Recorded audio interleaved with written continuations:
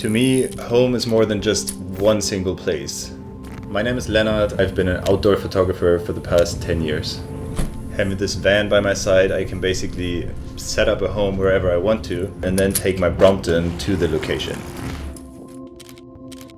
The people I share my journeys with really change how I perceive that adventure, how I perceive nature. Most of my favorite pictures would have not happened the same way if I had been by myself.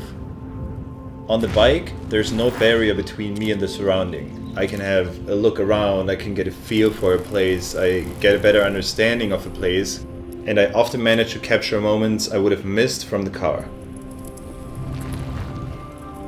The G Line, I can take it off the pavement, onto the gravel, on dirt, on the beach. I like getting creative in how I ride my bike. If I want to go there, the G Line is going to take me there. Usually I have a vague idea of where I want to go, but then what I find in the actual location might be very different from what I expected. My lifestyle is pretty spontaneous and I like it that way.